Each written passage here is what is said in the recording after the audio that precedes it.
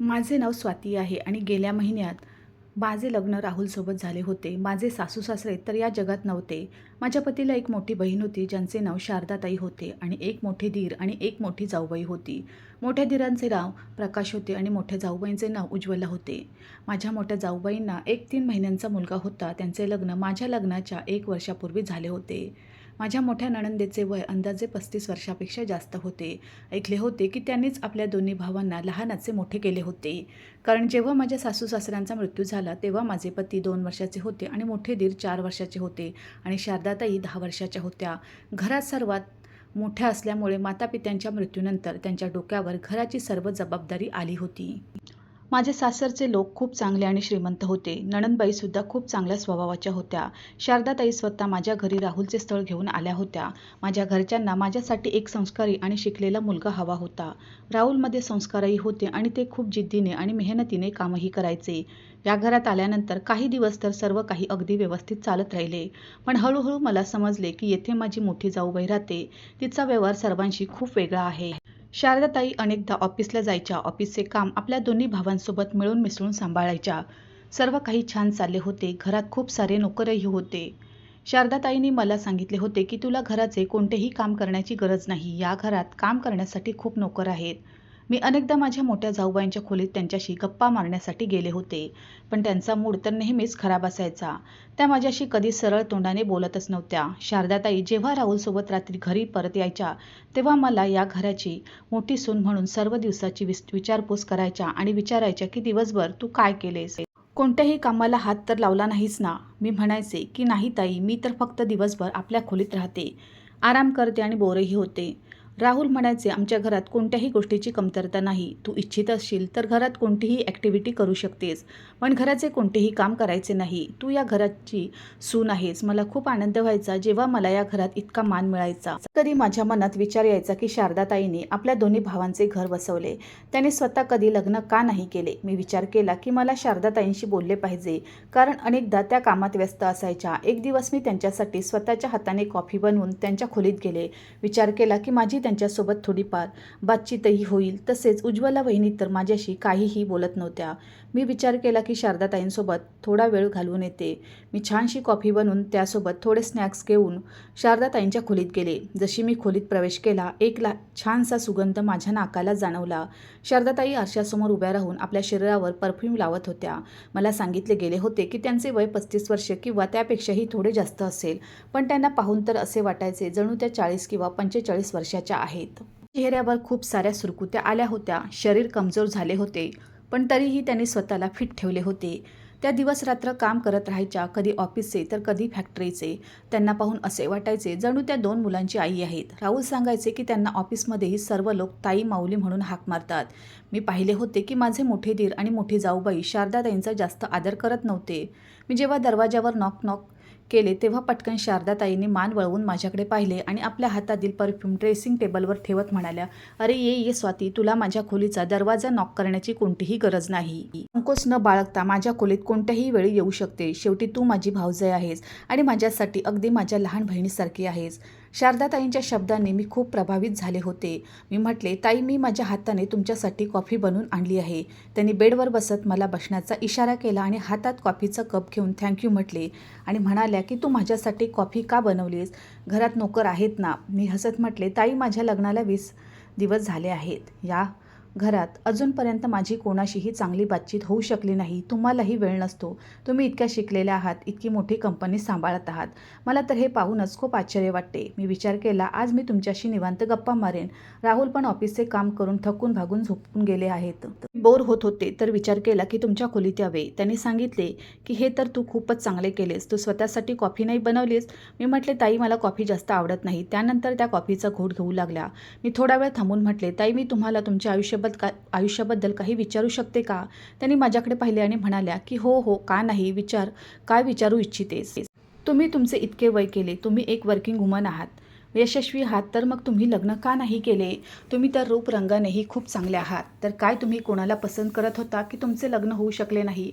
माझे प्रश्न ऐकून त्या काही वेळ विचारातच पडल्या आणि हळूच हसत म्हणाल्या, स्वाती, पहिल्यांदा मला जाणीव झाली आहे की कोणी माझ्याशी अशा प्रकारचे प्रश्न विचारणेही या जगात अस्तित्वात आहे. मी तर त्यांच्या या बोलण्यावर चक्रावून गेले होते. मी म्हटले, ताई, तुमचा काय अर्थ आहे? मी समजले नाही. त्या म्हणाल्या, खरं तर ज्या प्रकारे तू माझ्याजवळ बसून प्रेमाने माझ्यासाठी कॉफी बनवून आणली आहेस, काळजीने माझ्याजवळ बसून मला प्रश्न विचारत आहेस, चांगले वाटले. कदाचित माझ्या संपूर्ण आयुष्यात मी कधी कोणाला आपल्या आयुष्यातील कठीण काळाबद्दल सांगूच शकले नाही. कदाचित या प्रश्नाचे उत्तर माझ्या स्वतःकडेही नाही. जेव्हा आईवडिलांचे छत्र डोक्यावरून हरवते ना, तेव्हा मुलींनाही आपल्या लहान भाऊ बहिणींसाठी आई वडील बनावे लागते. खरं तर मी माझ्या भावांमुळे कधी स्वतःच्या लग्नाचा विचारच केला नाही. माहीत नाही का, मला माझ्या दोन्ही भावांबद्दल खूप जिव्हाळा आहे. मी या दोघांवरही खूप प्रेम करते. जेव्हा आईवडिलांचा मृत्यू झाला तेव्हा ते दोघे खूप लहान होते आणि जेव्हा मी लग्नाच्या वयाचे झाले तेव्हाही मला माझे भाऊ लहानच वाटायचे. मी विचार केला की जर माझे लग्न झाले तर माझ्या मागे माझ्या भावांचे काय होईल? काळजी कोण घेईल? त्यांचा सांभाळ कोण करेल? जगाच्या हातात मी त्यांना सोडू इच्छित नव्हते. मला भीती वाटायची की कुठे माझे भाऊ एखाद्या चुकीच्या मार्गावर भरकटू नयेत. बस म्हणूनच मी कधी लग्नाचा विचार केला नाही किंवा कदाचित कधी मी माझ्या इच्छांवर लक्षच दिले नाही. शारदाताईंच्या डोळ्यात अचानक आसू आले. मला त्यांच्या लाचारीवर खूप वाईट वाटत होते. मग काही वेळ मी त्यांच्यासोबत इतर गोष्टी करून आपल्या खोलीत आले. मी माझ्या मोठ्या दिरांच्या आणि पतीच्या वागण्यात जाणवले होते की त्या दोन्ही भावांना आपल्या मोठ्या बहिणीची काहीच काळजी नव्हती.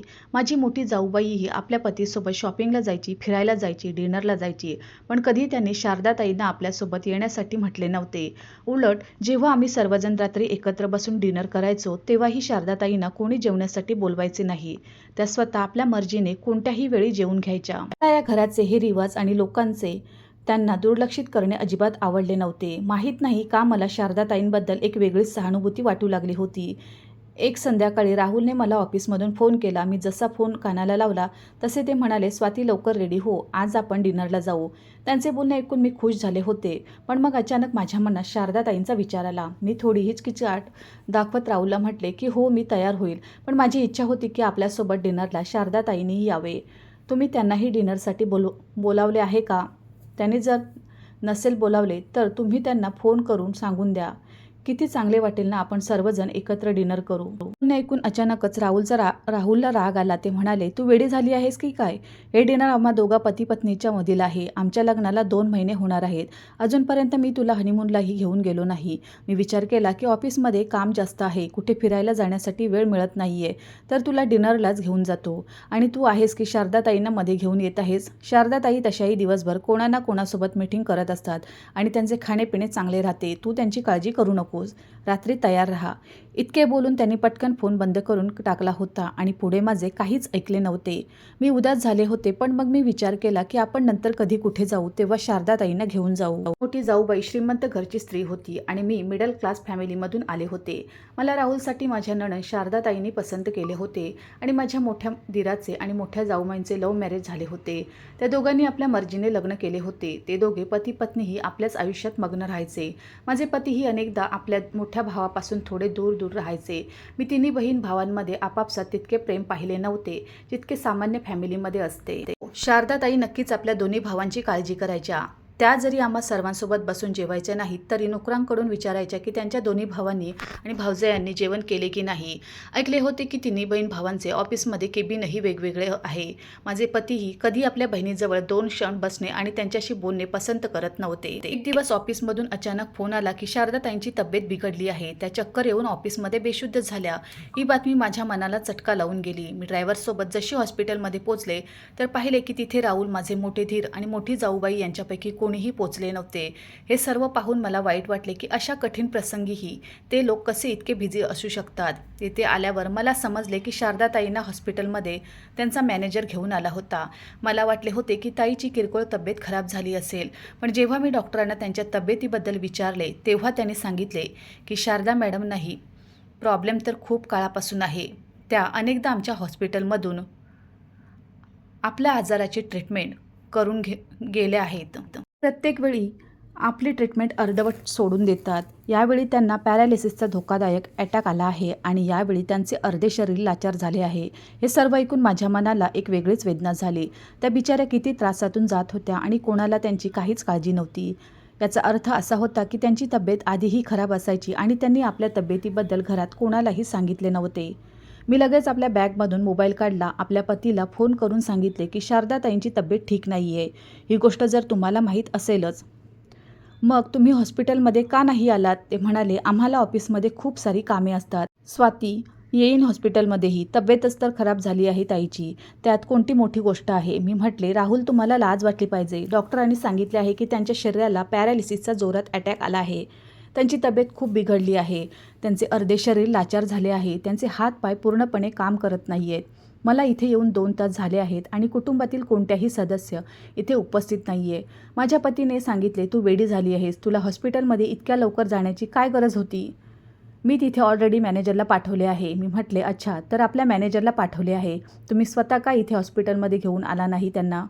राहुलने रागात माझा फोन कट केला आणि मग त्यानंतर खूप वेळ फोन उचलला नाही. शारदाताईंचे उपचार हॉस्पिटलमध्येही चालत राहिले होते. मला माहीत नाही का त्यांच्याबद्दल सहानुभूती वाटायची. मला या सर्व लोकांचे शारदाताईंना अशा प्रकारे नजरअंदाज करणे अजिबात आवडत नव्हते. त्या इतक्या चांगल्या होत्या, सर्वांची इतकी काळजी घ्यायच्या, तर मग का हे लोक त्यांच्याशी इतका रुक्ष व्यवहार करायचे? ही गोष्ट तर आजतागायत माझ्या समजायच्या पलीकडे होती. सध्या शारदाताईंची कंडिशन काहीशी सुधारली तर डॉक्टरांनी मला त्यांना भेटण्यासाठी आत पाठवले. मी जशी खोलीत प्रवेश केला तर मी पाहिले की त्या दरवाजाकडे पाहत होत्या. यावेळी त्यांची जास्त तब्येत खराब झाली होती. हळूहळू पावले टाकत त्यांच्या जवळ गेले. त्यांच्या डोळ्यात आसू होते. असे वाटत होते त्या काहीतरी सांगू इच्छितात, पण त्यांचे ओठ त्यांना काहीही बोलण्याची परवानगी देत नव्हते. मी हिम्मत करून म्हटले, ताई, तुमची तब्येत कशी आहे? त्यांनी हळूच आपल्या पापण्या हलवल्या आणि मग काही बोलले नाहीत. मी बराच वेळ तिथेच त्यांच्याजवळ हॉस्पिटलमध्ये राहिले. रात्रीच्या वेळी माझे पती हॉस्पिटलमध्ये आले आणि डॉक्टरांशी बोलून म्हणू लागले, आम्हाला पेशंटला घरी घेऊन जायचे आहे. डॉक्टर म्हणाले, पण तुम्ही इतक्या लवकर त्यांना घेऊन जाऊ शकत नाही. त्यांची कंडिशन ठीक नाही आहे. राहुलने चिडून म्हटले, बघा डॉक्टर साहेब, तुम्हाला पैशाशी मतलब असला पाहिजे. जे उपचार तुम्ही इथे करत आहात तेच उपचार घरी करून द्या. आम्हा लोकांकडे इतका वेळ नाही आहे की आम्ही वारंवार इथे हॉस्पिटलच्या फेऱ्या मारत राहू. डॉक्टरांनी एक रागीट नजर माझ्या पतीकडे टाकली आणि म्हटले की ठीक आहे, तुम्ही एक काम करा, आम्ही चांगली औषधे आणि इंजेक्शन वगैरे घेऊन देतो. तुम्ही त्यांच्या देखभालीसाठी एक परमनंट नोकरानी ठेवून द्या. तुम्ही यांना सकाळपर्यंत घरी घेऊन जाऊ शकता. इतके बोलून डॉक्टर पुढे निघून गेले. जेव्हा हे सर्व काही मी ऐकले तर मी पटकन राहुल जवळ गेले आणि म्हणू लागले, राहुल, हे काय करत आहात? ताईची तब्येत ठीक नाही आहे आणि तुम्ही त्यांना घरी घेऊन जाऊ इच्छिता? राहुलने एका वेगळ्याच अंदाजात माझ्याकडे पाहिले आणि म्हणू लागले, तुला कोणी सांगितले होते की तू इथे ये? आता मी त्यांना काही आणखी बोलणार होते तर त्यांनी मला हाताच्या इशाऱ्याने थांबवले आणि म्हणू लागले की फालतू गोष्टींवर वाद घालत जाऊ नकोस. मी गप्प राहिले. दुसऱ्या दिवशी शारदाताईंना घरी आणले गेले होते. त्यांचे बोलणे तर आता थोडे ठीक झाले होते, पण शरीर निकामी झाले होते आणि त्या खाट्यावर बसून पडून असायच्या. त्याच दिवशी मी माझे मोठे दीर आणि मोठी जाऊबाई यांना आपापसात वाद घालताना पाहिले. माझी मोठी जाऊबाई रागाने ओरडून म्हणत होती, आता तुमची बहीण पूर्णपणे लाचार झाली आहे. मी तर म्हणते की हिला ओल्ड एज होममध्ये पाठवून द्या. माझे मोठे दीर रागाने म्हणू लागले की अखेर तुला त्यांच्यापासून काय प्रॉब्लेम आहे? त्या जरी आजारी आहेत तरी शांतपणे आपल्या खोलीत पडल्या आहेत. तुला तर कोणी काही बोलत नाही आहे ना? मोठ्या जाऊबाईंनी सांगितले, तुमच्या बहिणीच्या अशा प्रकारे आजारी असण्याने माझ्या फ्रेंड सर्कलवर खूप वाईट परिणाम होईल.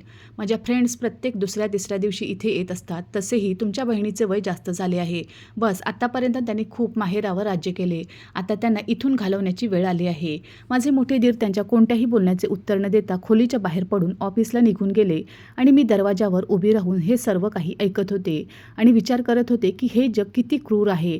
काही लोकांचे या जगात कोणी नसते, आपलेही आपले नसतात. नर्स जरी शारदाताईंची काळजी घेत होती, पण माहीत नाही का माझेही मन करू लागले की मलाही त्यांची सेवा केली पाहिजे. त्या या घरात मोठ्या आहेत. जेव्हा माझे पती ऑफिसला निघून जायचे तर मी त्यांच्या खोलीत जाऊन त्यांची सर्व कामे करू लागली होते.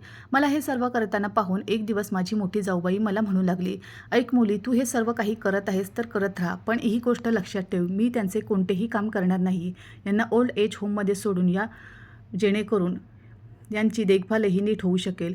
मी माझे सामान्य आयुष्य सुरू ठेवेन. माझ्याकडून कोणत्याही प्रकारची अपेक्षा ठेवू नकोस. असे होऊ नये की नंतर तू म्हणशील की मी तर माझ्या नणंदेची सेवा करते. माझी मोठी जाऊबाई त्यांची कोणतीही सेवा करत नाही. हे सर्व काही तू तुझ्या मर्जीने करत आहेस तर आवडीने कर. इतके बोलून तीच आपले पर्स खांद्यावर टाकून घरातून निघून गेली आणि मी तिथे शांतपणे उभी राहून गेले. या घरात जे काही होत होते ते फक्त शांतपणे पाहिले जाऊ शकत होते, कारण मला कोणत्याही विषयात बोलण्याची परवानगी नव्हती. आता ताई तर बस खाटेवर खेळून राहिल्या होत्या. आधी ज्या प्रकारे त्या ऑफिसला जायच्या आपली सर्व कामे स्वतःच करायच्या. आता त्यांच्यासाठी काहीच उरले नव्हते. त्या आता बेबसीने प्रत्येक कामासाठी इतरांकडे पाहत राहायच्या. संध्याकाळचा अंधार गडद होऊ लागायचा तर मी शारदाताईंच्या खोलीत पोचायची. त्या मला आवाज देण्याचा प्रयत्न करायच्या, कारण त्यांनाही हे जाणवले होते की या घरात जर कोणाला त्यांची काळजी आहे तर ती मला आहे. त्यांना माझ्याबद्दल सुरुवातीपासूनच एक वेगळ्या प्रकारचा जिव्हाळा होता. मला पाहताच त्यांचे डोळे वेगाने ओले व्हायचे. मी त्यांच्या जवळ जायची आणि आपल्या पतीच्या मागे सर्व दिवस शारदाताईंसोबतच घालवायची. खोलीत आता औषधांचा तीव्र वास यायचा आणि त्यांच्या चेहऱ्यावरील सुरकुत्या आधीपेक्षाही जास्त वाढल्या होत्या, ज्यांच्यावर आता उदासीही होती. हे सर्व जणू प्रत्येक जाणाऱ्या दिवसांसोबतच आणखी गडद परिणाम सोडत होते. त्यांचे डोळे जे नेहमी समाधानाने आणि आनंदाने चमकायचे, आता खोल दुःखात बदलले होते. माझी नणंद एक समजूतदार स्त्री होती, ज्यांनी कोणाशीही वाईट वर्तन केले नव्हते. मी त्यांच्यासाठी आपल्या हाताने सूप बनवून घेऊन जायची आणि स्वतःच त्यांना भरवायची सुद्धा. माझे पती माझ्या खूप समजवण्यानंतर थोड्या वेळासाठी शारदाताईंच्या खोलीत त्यांच्या जवळ जाऊन बसायचे. पण काही बातचीत करत नव्हते. त्यांच्या चेहऱ्यावरून साफ दिसायचे की ते जबरदस्ती त्यांच्या खोलीत आले आहेत. जेव्हा राहुल शारदाताईंच्या खोलीत जायचे तेव्हा त्यांच्या शरीरात घबराट व्हायची आणि शारदाताई सतत एकटक नजरेने त्यांच्याकडे पाहत राहायच्या. कदाचित त्यांच्याशी काही सांगण्याचा प्रयत्न करत असायच्या. त्यांचे मन करायचे की त्यांनी आपल्या भावाशी ढीगभर गप्पा माराव्यात. शारदाताई आपल्या आजाराने खूप जास्त कंटाळल्या होत्या. अंधाराची भीती वाटत असूनही त्या अंधारात तोपर्यंत राहण्यास मजबूर झाल्या होत्या जोपर्यंत कोणी खोलीत जाऊन प्रकाश करत नव्हते. माझे मोठे दीर तर जणू त्यांच्या खोलीत एकदा डोकावणेही पाप समजू लागले होते. मला जाणवले, नक्कीच यावेळी शारदाताईंना हे जाणवत असेल की जर त्यांचे स्वतःचे कुटुंब यावेळी असते तर अशा वाईट वेळेला तेच त्यांची साथ देते. त्यांच्या मुलांनी काळजी घेतली असती. त्यांचे पतीने त्यांना कधी एकटे सोडले नसते. मला कधी कधी असे वाटायचे जणू त्यांच्या जीव टाकणारे त्यांचे दोन्ही भाऊ आहेत. त्या आपल्या दोन्ही भावांवर इतके प्रेम करायच्या की त्यांच्या खोलीत प्रकाश दादा आणि राहुलच्या खूप साऱ्या तस्विरी लावल्या होत्या. त्या जास्तीत जास्त त्या तस्विरीकडे पाहत राहायच्या. वेळ कधी एकसारखा राहत नाही. कधी चांगला होतो तर कधी इतका वाईट होतो की ज्याच्यावरून जाणाऱ्यालाही जगणेही ओझे वाटू लागते. माझ्या नणंदेने कधी मोठी बहीण म्हणूनही या घरात हुकूम चालवला नव्हता, कारण माझी मोठी जाऊबाई नेहमी हेच म्हणायची की ही तर परक्या घरची आहे, कधीपर्यंत माहेरच्या भाकऱ्या तोडत राहणार. कधीही त्यांनी कोणावर दबाव टाकला नव्हता. आता या ऑफिसचे कोणतेही काम करू शकत नव्हत्या आणि दोन्ही भाऊ आपापल्या कामात बिझी राहायचे. मनापासून इच्छित होते की शारदाताई लवकर ठीक व्हाव्यात, कारण मला त्यांच्यापासून काही प्रॉब्लेम नव्हता. एक त्यांचं तर या घरात अशा होत्या ज्या वारंवार मला माझ्या गरजा विचारत होत्या. वारंवार म्हणायच्या की स्वतःची काळजी घे. पण आता तेव्हापासून त्या आजारी पडल्या होत्या तर त्यांच्याशी इतके विचारणेही कोणी नव्हते की त्यांची तब्येत ठीक आहे की नाही. जी नर्स घरात होती ती माझ्या मते त्यांची नीट काळजी घेऊ शकत नव्हती. मी तिला नोकरीवरून काढून टाकले आणि आपल्या पतीला सांगितले की ती नर्स स्वतःच नोकरी सोडून निघून गेली आहे, कारण मी जाणवत होते की जर मी माझ्या पतीला सांगेन की नर्सला मी नोकरीवरून काढले आहे तर ते माझ्यावर रागावतील. माझे पती इच्छित होते की मीही माझ्या मोठ्या जाऊबाईंसारखी आपल्या आयुष्यात बिझी राहावे, पण माझे मन दगडाचे नव्हते. मी कोणाला त्रासात पाहू शकत नव्हते. मी कोणासोबत वाईट होताना पाहू शकत नव्हते. मी काळजीने शारदाताईंसाठी पथ्याचे जेवण बनवत असे. रात्री वारंवार त्यांच्या खोलीत पाहण्यास जायची की त्यांना कोणताही त्रास तर नाही आहे ना. आपल्या हाताने त्यांना जेवण भरवत असे. माझ्या या सततच्या सेवेने काहीच दिवसात शारदाताईंची तब्येत सुधारू लागली होती. तसेही डॉक्टरांनी हेच सांगितले होते की यांना औषधांपेक्षा चांगल्या देखभालीची गरज आहे. दिवस मोठी हिंमत करून नाश्त्याच्या वेळी आपल्या पतीशी बोलण्याचा प्रयत्न केला. ते ऑफिसला जाण्याची तयारीही करत होते आणि नाश्ताही. मी त्यांना म्हटले, राहुल ताईंना हॉस्पिटलमध्ये जाऊन पूर्ण 1 महिना झाला आहे. त्यांची औषधेही संपले आहेत. मी इच्छिते की तुम्ही त्यांना हॉस्पिटलमध्ये घेऊन चला. त्यांच्या तब्येतीतही खूप सुधारणा होत चालली आहे. माझे बोलणे ऐकून राहुलने मला वाईट प्रकारे रागवले. तू काय प्रत्येक वेळी ताई ताई करत असतेस? ती माझी बहीण आहे. मी स्वतः पाहून घेईन. मला काय करायचे आहे? वहिनीला पाहिले आहेस, आपल्या कामाशी काम ठेवतात. एक तू आहेस जी दिवस रात्र माझ्या मागे पडलेली असतेस. मला अशा प्रकारच्या गोष्टी करून गुंतवून ठेवत जाऊ नकोस. तू घराच्या प्रकरणामध्ये ढवळाढवळ करू नकोस. ती आमची बहीण आहे. आम्ही पाहून घेऊ की आम्हाला त्यांचे काय करायचे आहे. राहुलचे बोलणे ऐकून तर मी बस गप्प राहिले. त्यांच्या गेल्यानंतर जेव्हा मी ताईंना नाश्ता देण्यासाठी गेले तर काही वेळ त्यांच्याजवळ बसले होते. ताई तर नीट काही बोलूही शकत नव्हत्या. मीच त्यांच्याजवळ बसून म्हटले, ताई मला जाणून घ्यायचे आहे की अखेर तुमचे भाऊ तुमच्याशी का इतका तिरस्कार करतात? का ते दोघे तुमची काळजी घेऊ इच्छित नाहीत? का ते इच्छित नाहीत की तुम्ही ठीक व्हावे? आणि तर उज्ज्वला वहिनी तर म्हणतात की तुम्हाला ओल्ड एज होममध्ये पाठवून दिले पाहिजे. अखेर असे का आहे? तुम्ही या घराच्या मोठ्या आहात तर या लोकांची बहीण आहात. बालपणापासून घेऊन मोठे होईपर्यंत तुम्ही त्यांचा सांभाळ केला आहे. तर मग या लोकांना आपापसात जिव्हाळा का नाही आहे? ते बोलणे एकदा शारदाताईंच्या डोळ्यातून आसू वाहू लागले होते आणि थोडी हुंदकाही उमटला होता. शारदाताईंचा हात कापू लागला होता. असे वाटत होते की जणू ते आपला हात उठवण्याचा प्रयत्न करत आहेत. मी पटकन त्यांचा हात धरला आणि म्हटले की देवाची इच्छा असेल तर तुम्ही लवकरच ठीक व्हाल. तो चांगल्या लोकांसोबत कधी वाईट करत नाही. माझ्या बोलण्याने जणू त्यांना हिंमत मिळायची. शारदाताईंचा कोणताही मित्र किंवा कोणताही नातेवाईक असा नव्हता जो घरी येऊन त्यांची विचारपूस करेल. एक दिवस मी विचार केला की हे कुटुंब कित्येक वर्षापासून इथे राहत आहे, तर आपल्या शेजाऱ्यांना नक्कीच माहीत असेल की अखेर शारदाताईंचा भूतकाळ कसा होता. मी शेजारच्या घरांमध्ये जाण्याचा आणि हकीकत शोधण्याचा निर्णय घेतला. दिवस मी आमच्या घराच्या अगदी शेजारच्या बंगल्यात गेले, जिथे एक लहान कुटुंब राहत होते. मी जशी त्या घराची बेल वाजवली तशी नोकराने मला आत येण्याची परवानगी दिली. समोर सोफ्यावर एक वृद्ध स्त्री बसलेली होती, ज्यांनी पांढऱ्या रंगाची साडी नेसली होती आणि त्या घराच्या जबाबदार स्त्री वाटत होत्या. मी आत प्रवेश करत नमस्ते केले आणि पुढे गेले. मला पाहून त्या अचानक उभ्या राहिल्या आणि म्हणू लागल्या, मी तुम्हाला ओळखले नाही. मी म्हटले, आजी, मी शेजारच्या घरातून आले आहे. तुमच्या शेजारचा जो बंगला आहे. त्याने सांगितले की अच्छा, तू वर्माजींच्या घरातून आली आहेस. सांग बेटा, काय गोष्ट आहे? काय काम पडले तुला आज आपल्या शेजाऱ्यांकडून? त्यांनी मला आपल्या समोर ठेवलेल्या सोफ्यावर बसण्याचा इशारा केला, तर मी बसले. मी इथे येण्यास थोडी हिचकिचात अनुभवत होते. मला माझ्या पतीने शेजारी कुठेही जाण्याची परवानगी दिली नव्हती, पण माहीत नाही का मला वाटत होते की शेजारचे लोकच ही गोष्ट सांगू शकतात की अखेर शारदाताईंशी त्यांचे दोन्ही भाऊ इतका तिरस्कार का करतात. घरात असलेल्या मोठ्या जाऊबाईंशी याबद्दल प्रश्न विचारला असता तर तीही मला सरळ तोंडाने कोणतेही उत्तर देत नव्हती, कारण ती श्रीमंत घरून काय आली होती, स्वतःला कोण्या प्राईम मिनिस्टरची मुलगी समजत होती. ती माझ्याशी बोलणेसुद्धा म्हणूनच पसंत करत नव्हती, कारण मी मिडल क्लास फॅमिलीमधून आले होते. मलाही त्यांच्याशी बोलण्याचा कोणताही शौक नव्हता. मी आपल्यासमोर बसलेल्या वृद्ध स्त्रीला म्हटले, आजी, मला तुमच्याकडून काही विचारायचे होते, माझी नणंद शारदाबद्दल. त्यांनी सांगितले की हो विचार, काय विचारू इच्छितेस? तू राहुलची पत्नी आहेस ना? मी म्हटले की हो. तुम्ही बरोबर ओळखले. त्या उत्तरावर त्या हलक्याशा असल्या आणि मग म्हणू लागल्या की मला चांगल्या वाटले तू आमच्या घरी आली. शेजाऱ्यांशीही मेळजोळ ठेवला पाहिजे. मी म्हटले, आता तर आमच्या फॅमिलीला चांगल्या प्रकारे ओळखत असाल ना? माझ्या बोलण्यावर त्या काही वेळ शांत झाल्या. मग म्हणाल्या, जास्त चांगल्या प्रकारे तर नाही ओळखत हो, पण शारदा खूप चांगली माणूस आहे. ती नेहमी सर्वांशी चांगल्या प्रकारे बोलते. त्या घराचे मुलगे त्या सुरुवातीपासूनच कोणाशी मिळणे मिसळणे पसंत करत नाहीत. शारदा एक अशी एकुलती एक माणूस आहे जी जरी शेजाऱ्यांच्या घरी जात नाही, पण कोणताही लहान किंवा मोठा कधी तिच्या समोर आला तर ती त्यांची विचारपूस नक्की करायची. ऐकले आहे की तिची तब्येत बऱ्याच काळापासून खराब चालली आहे. आता कशी आहे तिची तब्येत? मी म्हटले की त्यांच्या तब्येतीत आधीपेक्षा आता किरकोळ फरक आला आहे, पण मला देवावर पूर्ण विश्वास आहे की त्या अगदी ठीक होतील. त्या वृद्ध स्त्रीने आपली मान हलवण्यास सुरुवात केली. मी म्हटले, आजी, मी माझ्या नणंदेच्या आयुष्याबद्दल तुमच्याकडून काही जाणून घेऊ इच्छिते. त्यांनी कधी लग्न का नाही केले? मी माझ्या पतीच्या तोंडून फक्त इतकेच ऐकले की त्यांच्याशी तर त्यांच्या दोन्ही भावांनी लग्नासाठी खूप म्हटले होते, पण त्यांनी कधी लग्नाचा निर्णय घेतला नाही.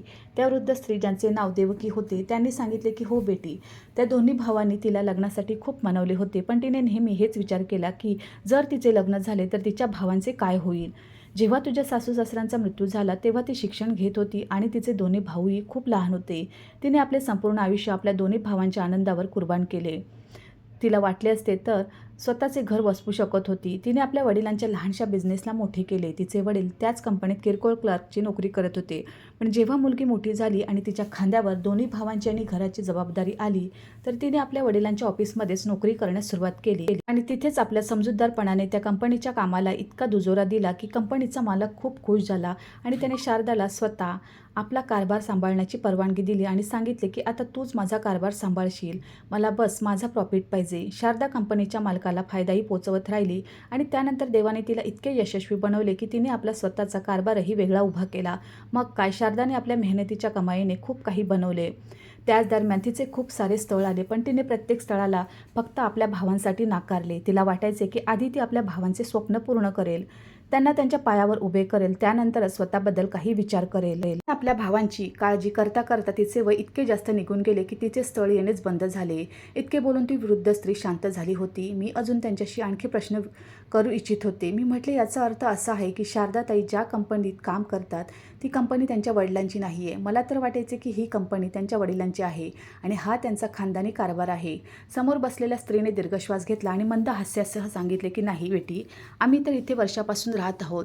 ज्या ठिकाणी तुझ्या सासरचा बंगला बनलेला आहे तिथे कधी एक लहानसे घर असायचे, ज्यामध्ये अजय सिंगजी आणि त्यांची पत्नी आणि त्यांची एक मोठी मुलगी आणि 2 लहान मुलांसह राहत होते. ते इतके जास्त श्रीमंत नव्हते ना, त्यांच्याकडे कोणती खानदानी संपत्ती होती.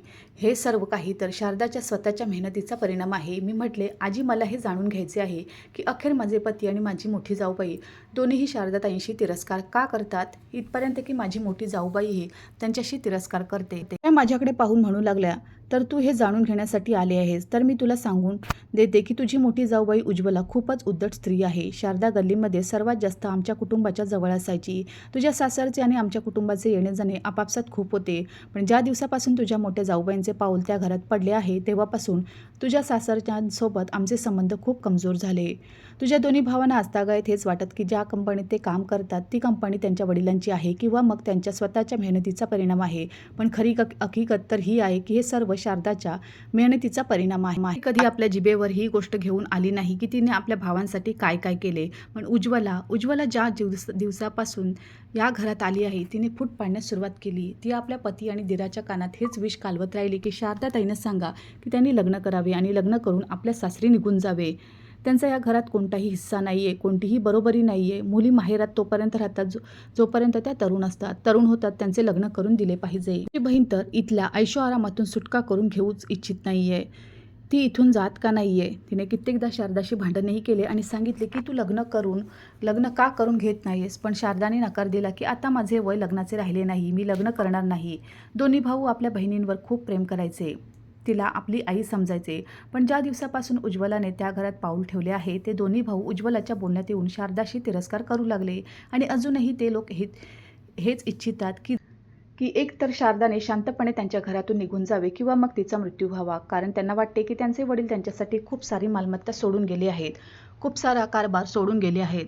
त्यांना अजून हकीकतीबद्दल काही माहीत नाही आहे. ते इच्छितात की शारदा रस्त्यातून बाजूला व्हावी, तर ते शारदाच्या वाट्याचीही संपत्ती आपापसात वाटून घेईन. त्या नालायकांना काय माहीत आहे, हे सर्व काही जे आहे ते शारदाच्या स्वतःच्या मेहनतीचा परिणाम आहे. तिने विचार केला असता तर या दोन्ही भावांना एक फुटी कवडीही दिली नसती. आता तुला सत्याच माहीत पडले ना? तुझ्या घरात जी आजारी स्त्री बसलेली आहे ना, ती त्या दोन्ही भावांची बहीण नाही, तर त्यांची आई आणि वडील दोन्ही बनली आहे. आणि ते दोघे नालायक आपल्या बहिणीची कदरच करत नाही आहे. हे सर्व ऐकून मलाही खरोखर वाईट वाटले होते. ही तर खूप दुःखद गोष्ट होती. शारदाताईंबद्दल मला खूप सहानुभूती वाटत होती.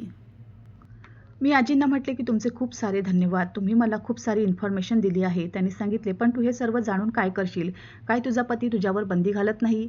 मी त्यांचे बोलणे ऐकून शांत राहिले आणि मग काही वेळानंतर मी त्यांना सांगून दिले की तुम्ही बरोबर म्हणत आहात. माझे पतीही शारदाताईंशी तिरस्कार करतात. त्यांना आपल्या बहिणीचा त्रास दिसत नाही आहे, त्यांना आपल्या बहिणीचे एकटेपणा दिसत नाही आहे. उलट ते तर मलाही त्यांच्या जवळ जाण्यास नकार देतात.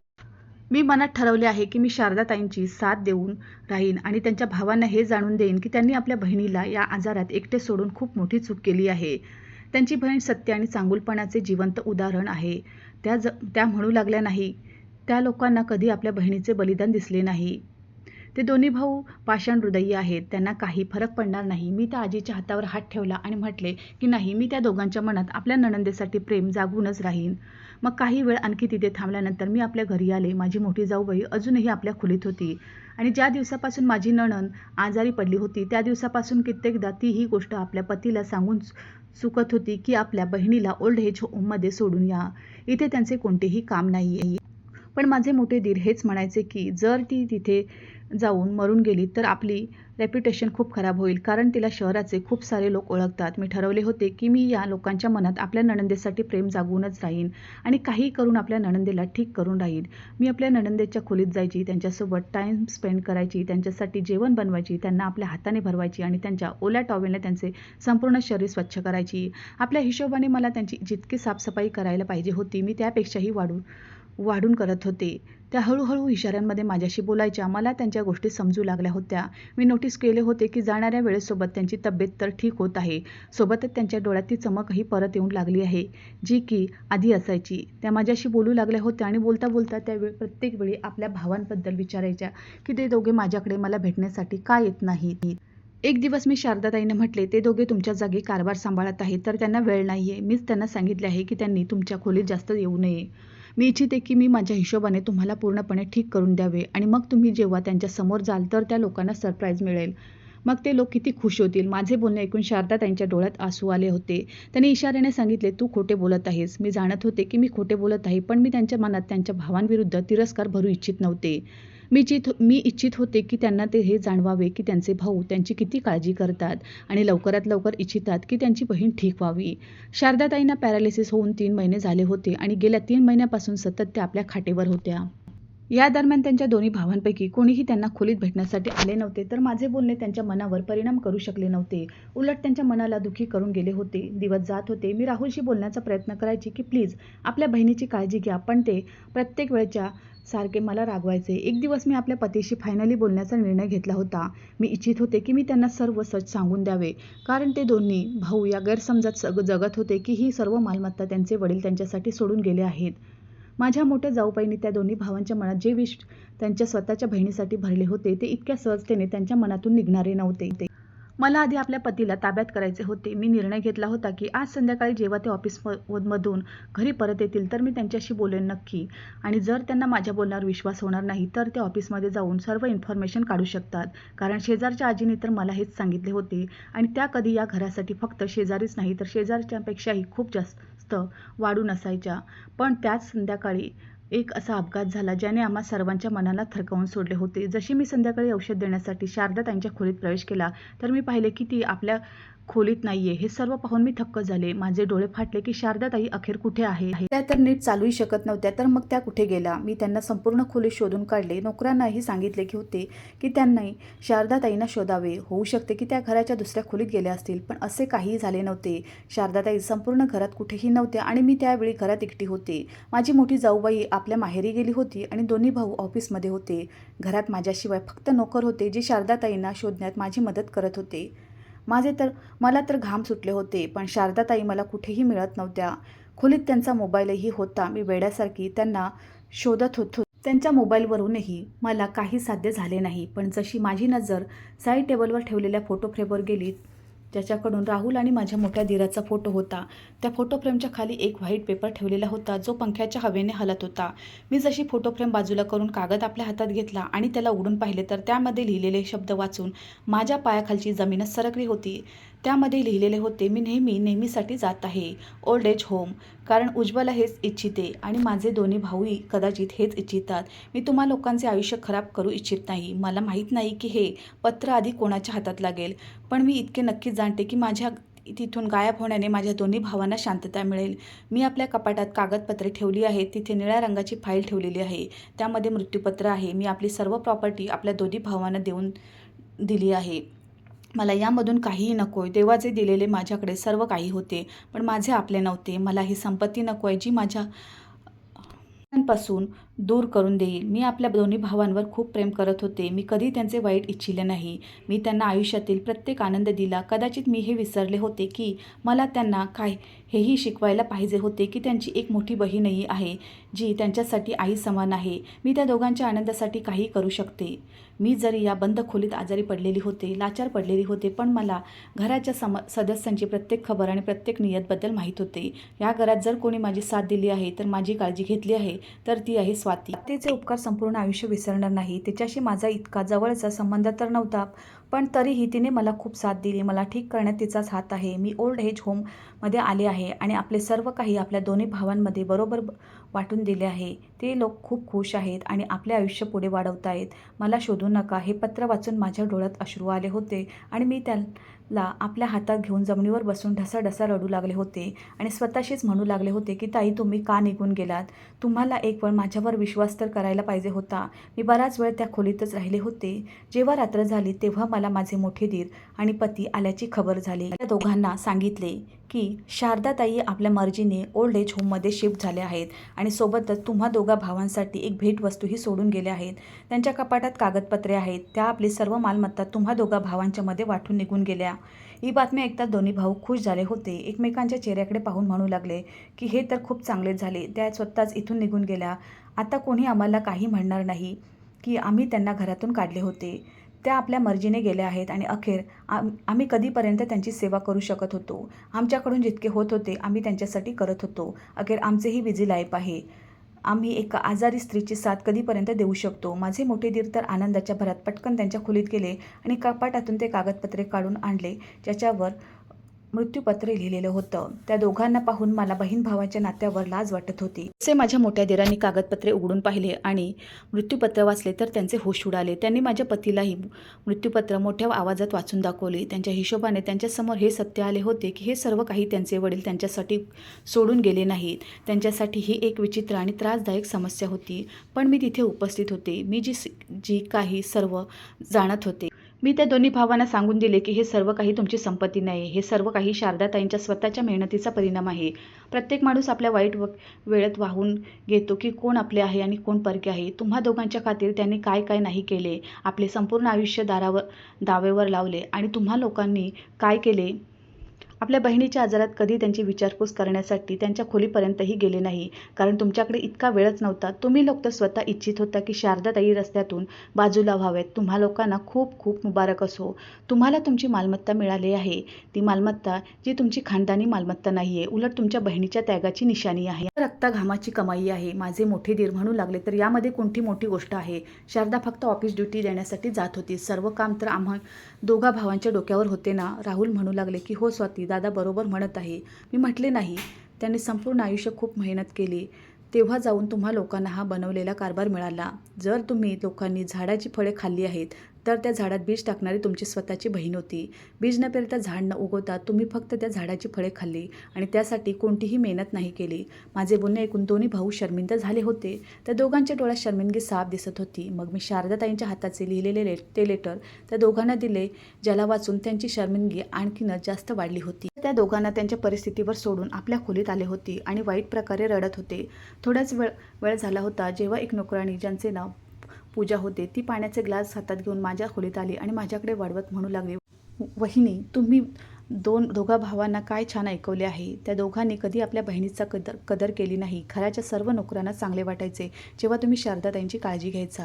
आम्ही लोक म्हणायचो की या संपूर्ण घरात एक तुम्हीच मऊ मनाचे माणूस आहात, बाकी सर्वांचे मन तर दगडाचे बनले आहे. मला एक गोष्ट सांग, शारदाताईंनी ही मृत्यूपत्र अलीकडच्या काळात बनवली होती तर मग त्या वकिलाकडे गेल्या होत्या की वकील घरात स्वतः आला होता? माझे बोलणे ऐकून पूजा घाबरली आणि म्हणू लागली की ते वहिनी, ते मीच होते जी घराच्या प्रत्येक सदस्याची खबर ताईंना देत असे आणि त्यांनी मला सांगितले होते की मी वकील साहेबांना बोलावून आणू. एक दिवस तुम्ही घरात उपस्थित नव्हता जेव्हा वकील साहेब आले होते आणि शारदाताईंनी स्वतःच मृत्यूपत्र तयार करून घेतली होती. हे ऐकून मी पूजावर ओरडले आणि म्हणू लागले, तू मला सांगितले का नाही की इतके सर्व काही झाले? तुला नक्की हे माहीत असेल की शारदाताई कुठे आहेत? आता लवकर मला सांग, नाही तर मी तुला नोकरीवरून काढून टाकेन.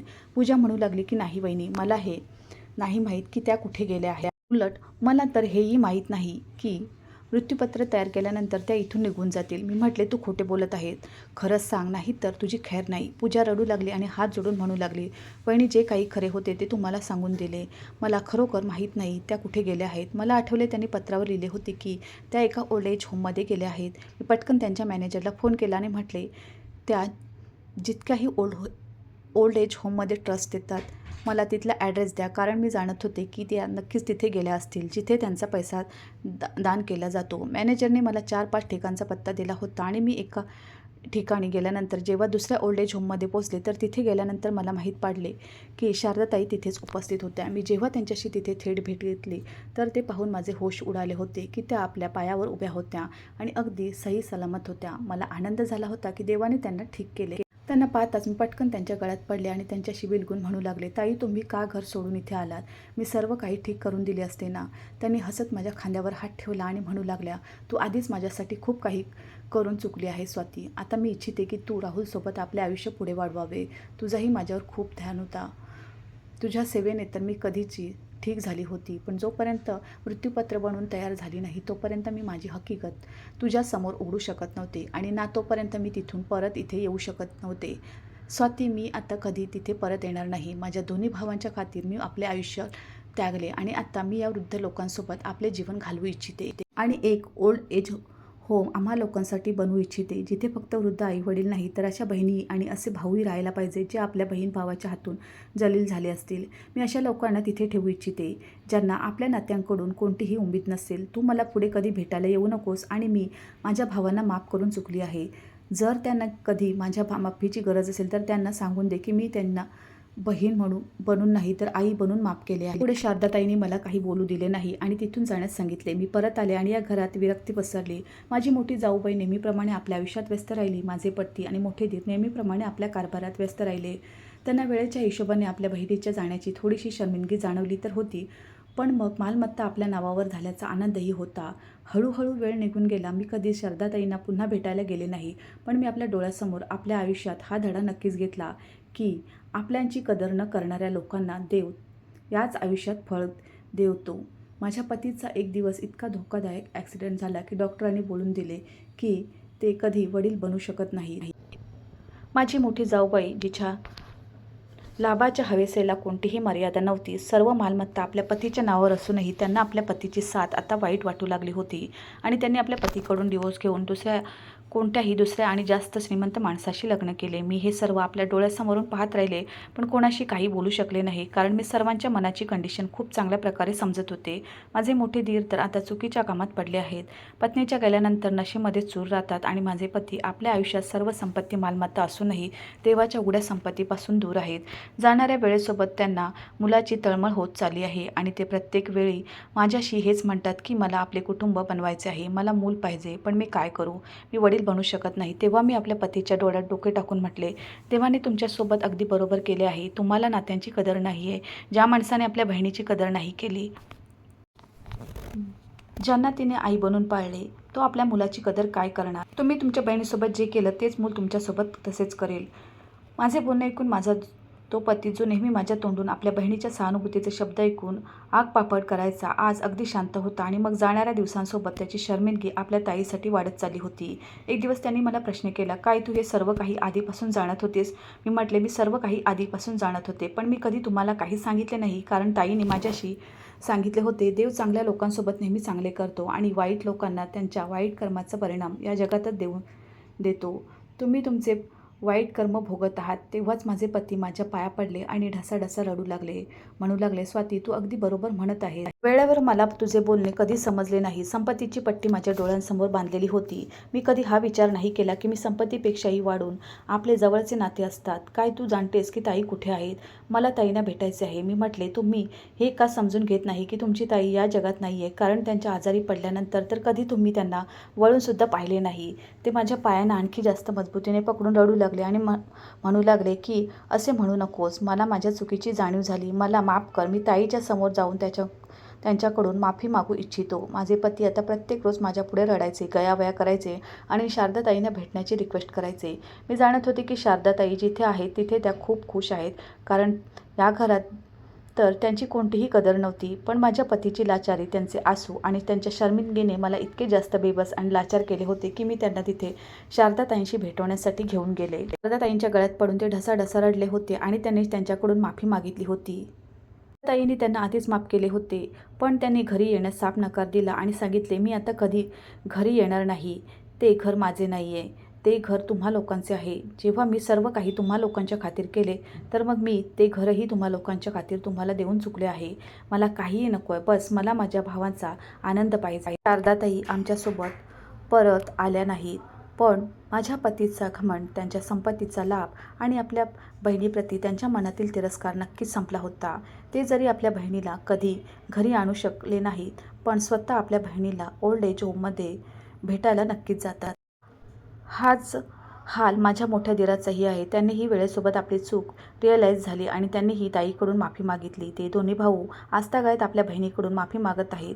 तुम्हाला काय वाटते की शारदाताईंनी घरी परत यावे की नाही? कथेच्या शेवटावरून आणि परिस्थितीवरून असे दिसून येते की शारदाताईंनी घरी परत न येण्याचा निर्णय घेतलेला अगदी योग्य आहे, कारण ज्या घरात त्यांच्या त्यागाची आणि प्रेमाची किंमत फक्त आजारी पडल्यावर शून्य झाली, तिथे परत जाण्याने त्यांना तो मानसिक आनंद आणि शांती मिळणार नाही, जी त्यांना ओल्ड एज होममध्ये गरजू लोकांची सेवा करून मिळत आहे. भावांना त्यांच्या चुकीची जाणीव झाली आहे आणि ते आता ओल्ड एज होममध्ये त्यांना भेटायला जातात. हा दुरावास भावांना त्यांच्या कृत्याची जाणीव करून देणारा मुख्य दुवा आहे. जर ताई सहज परत आल्या तर कदाचित भविष्यात पुन्हा त्या नात्याची किंमत कमी होऊ शकते. शारदाताईंनी आता आपले आयुष्य अशा लोकांसाठी समर्पित केले आहे ज्यांना नात्याने नाकारले आहे. त्यांचे हे नवीन रूप एका मोठ्या कुटुंबासाठी अधिक प्रेरणादायी आहे. त्यामुळे त्यांनी तिथेच राहून भावांना केवळ भेटीगाठी पुरते मर्यादित ठेवणे हाच त्यांच्या आत्मसन्मानासाठी योग्य निर्णय आहे.